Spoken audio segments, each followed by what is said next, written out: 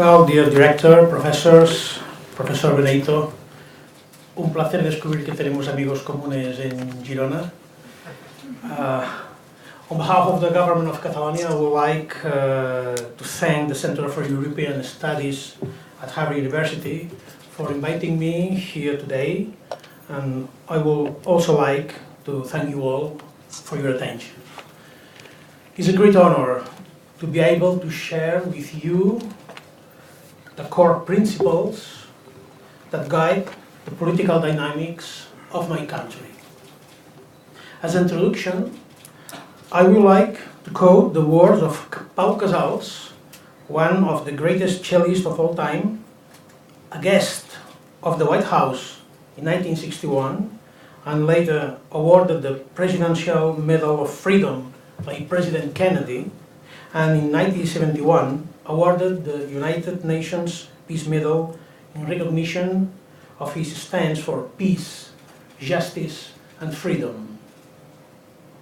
It's with humility that I say, I am a Catalan. Catalonia has been the greatest nation in the world. I will tell you why. Catalonia has had the first parliament much before England. Catalonia had the beginning of the United Nations. All the authorities of Catalonia in the 11th century met in a city of France, at that time Catalonia, to speak about peace, 11th century. Peace in the world and against war, the inhumanity of war. This was Catalonia. I'm so happy, so moved to be here with you. Pau Casals talked about our country, Catalonia, which has a history traced through the centuries. We have conducted ourselves proudly in the Catalan way of peace and democracy, and we continue to do so today. This year, with a huge democratic expectation, we are living through the most challenging event in our recent history: the organization of a binding referendum to decide whether Catalonia should become a new state. This is the commitment of my government and supported by the political majority in the Catalan parliament. It is our democratic response to the demands of Catalan society. Around 80% of Catalans are in favor of holding a self-determination referendum. Many of you may be wondering why there is an issue with resolving the current situation in the ballot box. Let me go back to 1975, when the death of Franco put an end to a harsh dictatorial regime. The following 40 years were characterized by close collaboration between Catalonia and the Spanish institutions, contributing decisively to democratic, economic, and social progress of Spain. In 1978, the majority of Catalans voted in favor of the Spanish Constitution, believing it will be the best instrument to face a democratic transition in peace and with respect for minorities. It is worth remembering that the Constitution was adopted just 3 years after a dictator's death and only 2.5 years before a failed military coup in Spain. The consensus achieved opened an exemplary period of transition, applauded worldwide. Catalonia and many others accepted sacrifices for the common good, and Catalan politicians play a key role in all the crucial decisions that were to come: entry of Spain into NATO, full recovery of previous institutions, joining the European Union, restoration of civil rights, and integration into the single European currency, among others. In recent years, during the difficult times of the economic crisis, we have asked Catalan citizens to make titanic efforts in order to avoid an UA bailout for Spain, at a social and political cost that cannot be ignored. It is without question that Catalans have demonstrated over and over during recent decades an exemplary, loyal and democratic attitude towards Spain and a deep sense of a state. These advancements were based on a bilateral relation between Catalonia and Spain, on the recovery of Catalan self-government and on the process of political decentralization. In 2010, understanding and mutual respect were dealt an abrupt blow, followed by a regression in civil rights and political power and a return to former times. In July that year, the Spanish Constitutional Court, strongly politicized and partial, destroyed the main precepts of the recently modified law that had established the functions of the Catalan government and was to update the political relations between Catalonia and Spain. The law had been approved by both the Catalan and the Spanish parliaments and had received an overwhelming endorsement from the Catalan people, with 74% in favor in a referendum. In short, the court de facto demolished the bilateral relationship that Catalonia and Spain had maintained up to that point, that had been the means of understanding and progress. This is the same High Court that upholds a constitution with which authorizes the army to act against its own citizens, something that appears in only one other constitution in Europe, that of Turkey.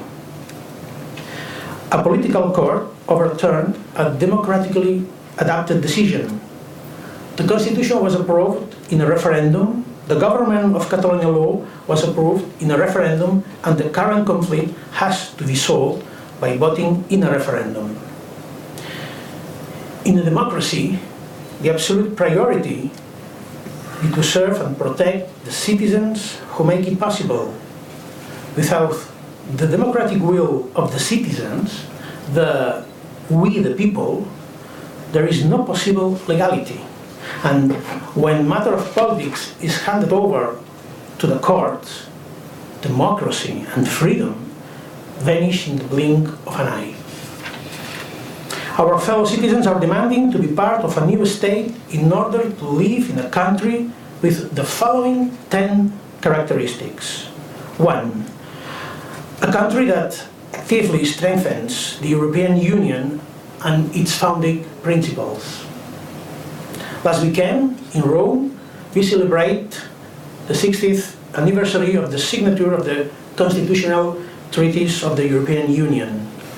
Catalonia is firmly committed to greater European integration to continue the path of 6 decades of peace and stability.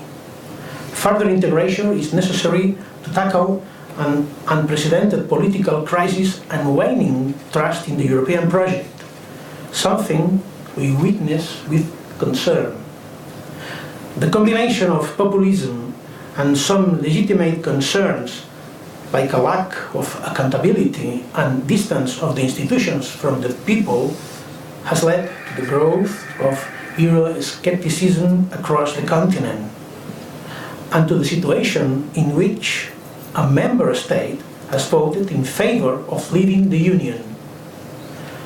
A stronger, more resilient Europe is needed to balance solidarity and responsibility of member states, a coordinated fiscal system, the development of welfare, the strengthening of the single market, especially the digital one, the protection of the environment, and the consolidation of security and cybersecurity.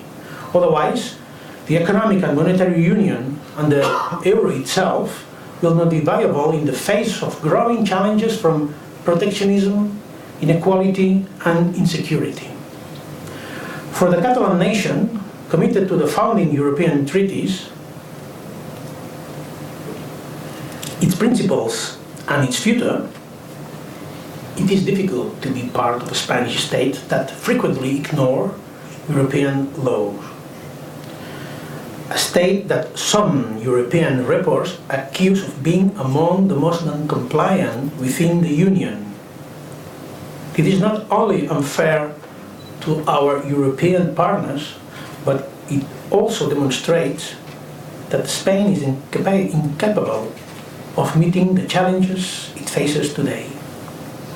The Spanish diplomatic services have even attempted to abort official missions of the European Commission to Spain to analyze this compliance with the law and unprecedented and unjustifiable behavior of a member state. 2. A reliable European and Mediterranean partner. We strongly believe in a common Euro-Mediterranean project, and we are convinced that we have a future together. Our shared history and culture make us stronger and more prosperous. After the wave of change in 2011, the Arab Spring, we have witnessed the growing threat of jihadist groups resulting from the situation in the region and the consequent migration crisis. Europe and the Western world are facing a grave challenge to their security and to the regional stability of the Mediterranean.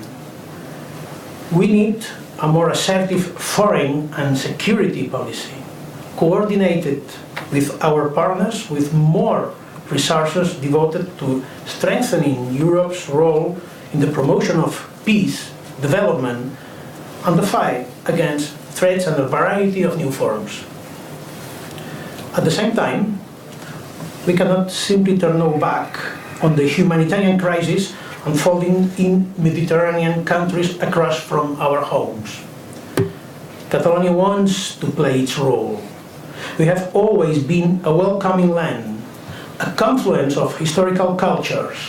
Our citizens are calling on us to tackle without delay the current human drama. Only with the power of a state can our response capacity be used in an effective way. We have directly offered the European Commission thousands of places to admit refugees, as the Spanish government is not fulfilling its commitment to the 17,000 refugees that were supposed to arrive months ago. 3. A country with freedom of speech. The Catalan struggle in favor of democracy is being followed and debated in Finland, Ireland, Estonia, Switzerland, Belgium, Denmark, and the United Kingdom by means of all-party parliamentary groups, in parliamentary debates, or in ad hoc parliamentary sessions. Something that is normal around Europe is forbidden in Catalonia. In one of the oldest parliaments in Europe, the Spanish state has resorted to criminal litigation and taken Catalonia's parliamentary speaker to court for having opened the door to this debate.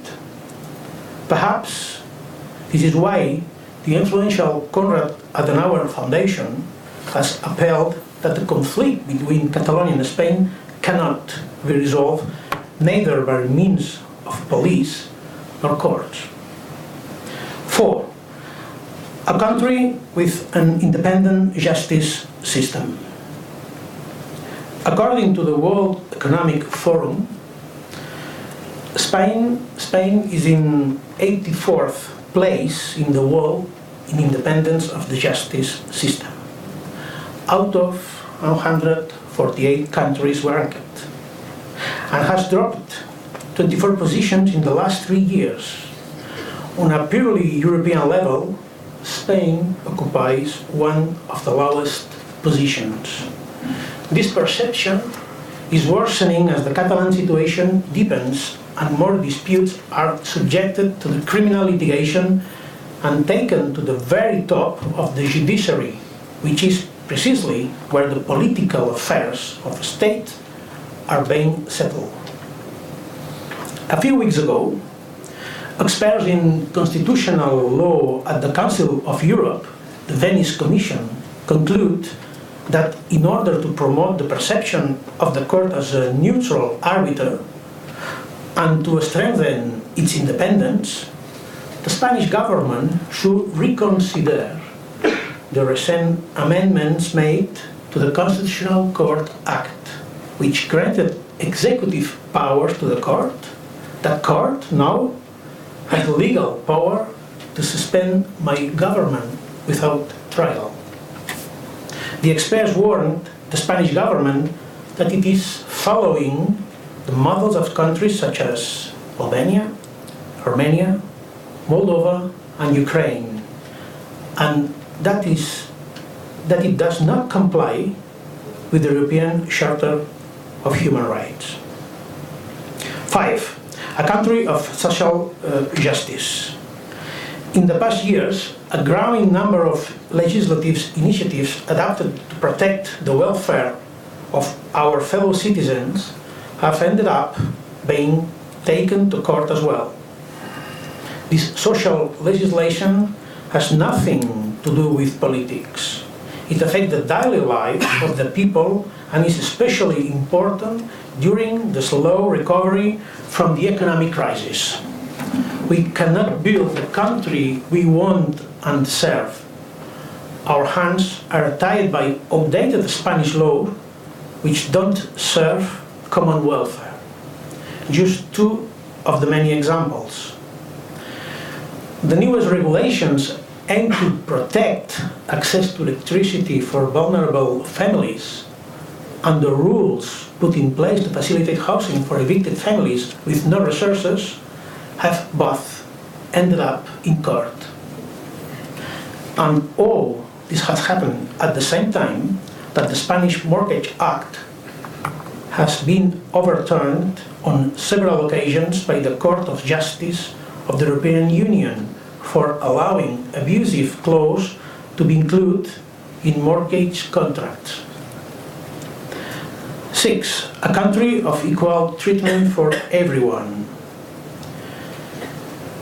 2 years ago, the Catalan Parliament unanimously passed a comprehensive equality law, unanimously, which was regarded as one of the most advanced in Europe. This law, once again, has not made it past the sight of the Constitutional Court. It represents a lost opportunity to drive through innovative measures in terms of labor market opportunities that will level the field. 7. A country that protects animals. Our Parliament has legislated to forbid animals abuse within Catalan territory. The response of the Spanish state has been to move heaven and earth in the legal system to allow bullfighting, a spectacle that publicly tortures bulls until their death. How? By taking the Catalan law to court, by arguing that the defense of animal rights is not within the power of the Catalan government, and by claiming that the protection of such lives violates Spanish culture. 8. A country with a competitive economy. We need the instruments of the state to strengthen the strategic sectors in our economy, to stimulate investment, and to consolidate a vibrant business sector which generates value and employment. To this end, we need public investment to be directed towards the productive economy and to have a social and economic return. I will give you only a couple of examples here. While some European countries move 40% of their commodities by train, in Spain it is below 5%. entailing a huge impact on economic cost, the environment, and transport safety. At the same time, it is puzzling that Spain is a leading country worldwide in terms of passenger high-speed railway, when its profitability is among the worst. To put this nonsense in perspective, Spain is slightly larger than California, yet it has 8 times the high-speed rail infrastructure of the whole of the United States. We only demand efficiency. Efficiency in the decisions taken to promote competitiveness, openness, and economic integration. The centralized operation of all Spanish harbors and airports and abnormality in European countries has to end if we are to promote competitiveness and encourage trade with Asia and, as a knock-on effect, boost both the Spanish and European economies. 9. A country that fights against climate change and supports renewable energies. We all have an inescapable commitment to the sustainability of our planet. It has become one of the greatest challenges facing humankind today. Despite this, Spain has imposed harsh cuts on the promotion of renewable energies. It has established an energy mix based on fossil fuels and has created legal uncertainty around renewable energies. Even more incredible than all of this, Spain is known for its fair weather that provides the highest number of sunshine hours during the recent year in Europe. What has the government response been to such a competitive advantage? It has created a solar tax that effectively wipes out self-consumption, which constitutes a cornerstone of the new industrial revolution. Not even the direct appeals of ideologues such as Sir Jeremy Rifkin have managed to change the situation. Wherever Catalonia has room to legislate, we act. This is why Catalonia has a law on climate change, one of the most ambitious in Europe, while Spain is still thinking in the 20th century. And now to my final point, 10. We want a country that scrupulously respects democracy. Democracy is a fundamental right which is not extended to Catalan citizens, neither at home nor abroad. Some of the Catalan citizens attending this talk have probably experienced this obstruction in person. Every electoral process is an attack on the civil rights of Catalans who live abroad. In the most recent elections for the Catalan Parliament, at a crucial time for Catalan interests, only 1 out of every 13 Catalans living abroad was able to vote. Back at home, putting out a ballot box has been a cause of political debarment. In March this year, my predecessor, President Artur Mas, along with the former Vice President and the Minister of Education and later the former Minister for Presidency, were disqualified for holding public office and fined in cases that should have never been brought before the courts. They were condemned for having allowed the Catalan people to participate in a democratic consultation in November 2014. This participative process was a commitment between the citizens and the Catalan political institutions. In other words, between the people and their democratically elected representatives to express the people's view on the relations between Catalonia and Spain. That is what this is all about. The power to express our voice in a Spain that does not want to hear us. A Spain that does not want to listen to its own citizens. Josep Puig i Cadafalch The President of the Commonwealth of Catalonia, the entity that precedes the government I currently preside over, said in a speech that all the efforts to overcome the old politic of Spain, renewing and regenerating them, have failed. He said that back in 1923. And now, almost 100 years later, we feel that we are still in the same situation. Catalonia wants to vote this year so it can gain its own voice, which, like that of Pau Casals, speaks of prosperity, peace and freedom. A voice that proposes agreements and is committed to forming links with all the world's nations. A voice that recalls how Catalonia is a country that has always sought multilateralism and the principles this fosters: respect, dialogue, agreement. These elements are part of our history, our DNA, and we believe now is the time to share them with everyone, with you. We are a country committed to building a new world order that is fairer and more peaceful, more interlinked and more open to dialogue. The government of Catalonia would like to hold this referendum in agreement with Spain. We are convinced that this is the best option, but up to now it has been impossible due to the Spanish government's constant absolute refusal to discuss it. Our proposal for dialogue and consensus will remain open until the very last day. However, if the Spanish government continues to refuse, Catalonia will hold the referendum in any case.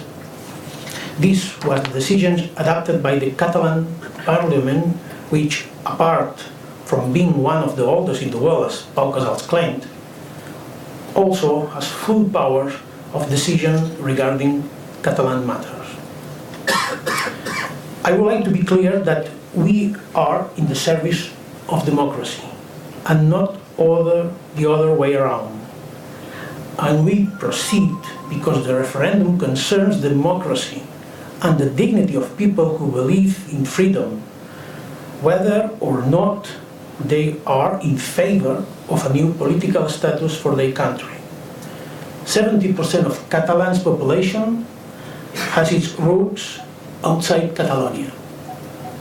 This is not a question of nationalism, but of a profoundly democratic act through which we aspire to maintain and improve relations with Spain, Europe and the world.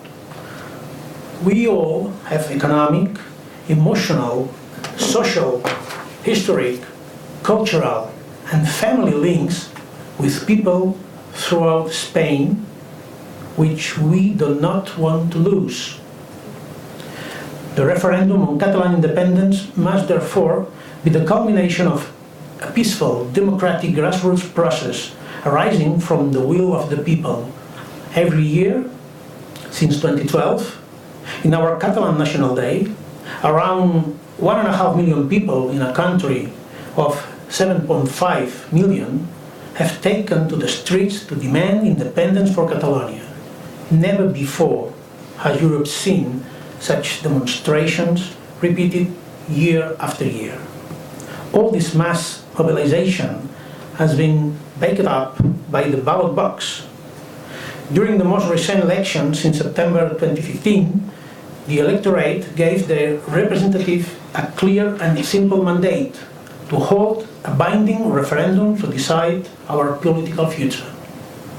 Our struggle is a reflection of the fight for American civil rights. American institutions have respected democracy and the will of its people to adapt over time. The US Constitution belongs to the American people, not the other way around. Up to 27 times it has been amended. Up to 27 times it has been adapted to the aims of the American people. Thanks to that, slavery was abolished. Thanks to that, women and men can vote. Thanks to that, segregation is a thing of the past. The Spanish government must listen to its people and respect civil rights. We are convinced that a referendum is the clearest, strongest, and most internationally acceptable mechanism for establishing the will of the people in a decision of this magnitude. We believe that the best way of asking the people is through the ballot box. We, like you, also believe that democracy is based on the will of the people. We also believe in institutions like the one that start with the words, we, the people. Thank you very much for your attention.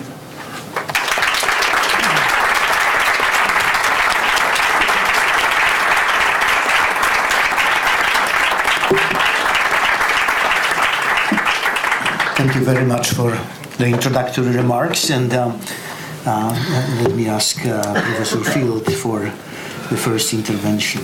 Okay, thank you.